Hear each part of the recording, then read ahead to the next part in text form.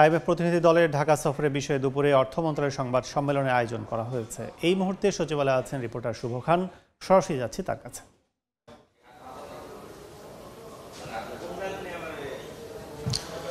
Russia Ukraine যুদ্ধ, মধ্যপ্রাচ্য পরিস্থিতি এবং দেশ থেকে প্রচুর পরিমাণে যে অর্থ পাচার হয়েছে, তো নানা কারণে দেশের অর্থনীতি কিন্তু বিপর্যস্ত হয়ে পড়ে এবং যারই প্রেক্ষিতে কিন্তু বাংলাদেশ সরকার আন্তর্জাতিক মুদ্রা তহবিলের কাছে ঋণের জন্য দ্বারস্থ হয় এবং 2023 সালের 30 জানুয়ারি বাংলাদেশকে 470 কোটি মার্কিন ডলারের ঋণ অনুমোদন করে আইএমএফ, যার মধ্যে ইতোমধ্যে কিন্তু 3 কিস্তিতে বাংলাদেশ 231 কোটি ডলার পেয়েছে এবং চতুর্থ কিস্তি ছাড়ের অর্থ ছাড়ের আগে বাংলাদেশে আইএমএফের একটি প্রতিনিধি দল কিন্তু এসেছে গত 3রা ডিসেম্বর।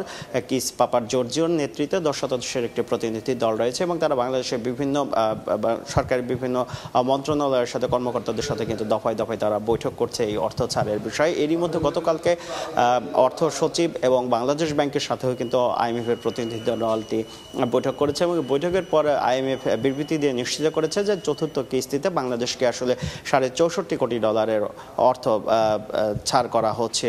তো সেই বিবৃতির পর আজকে সচিবালয়ে অর্থ মন্ত্রণালয়ের প্রেস ব্রিফিং এর কথা রয়েছে আইএমএফ এর। দুপুর 12:15টার দিকে এই প্রেস কনফারেন্স হবে অর্থ মন্ত্রণালয়ের সম্মেলন কক্ষে। তো সেটার জন্যই আমরা অপেক্ষা করছি যে আইএমএফ প্রতিনিধি দলটি তারা সচিবালয়ে আসবে এবং তারা প্রেস ব্রিফিং করবে এবং তারা ভিতরে বাংলাদেশের অর্থনীতির বিভিন্ন বিষয় কিন্তু তারা তুলে ধরবে। যদিও তার কালকে বিবৃতিতে বলেছে বাংলাদেশের জিডিপি প্রবৃদ্ধি এই বছর কিন্তু 3.8% বেশি হবে না, তবে আগামী 2025-26 অর্থ বছরে তারা বলেছে যে অর্থনীতি আবারও ঘুরে দাঁড়াবে, চাঙা হবে এবং বাংলাদেশের জিডিপি প্রবৃদ্ধি 6.7% উন্নীত হবে। তো প্রেস ব্রিফিং হলে আমরা তাদের মুখ থেকে আরো বিস্তারিত জানতে পারবো। তো সচিবালয়ে এই ছিল আইএমএফ এর ব্রিফিং সংক্রান্ত যে সংবাদ সম্মেলন তার সবশেষ পরিস্থিতি।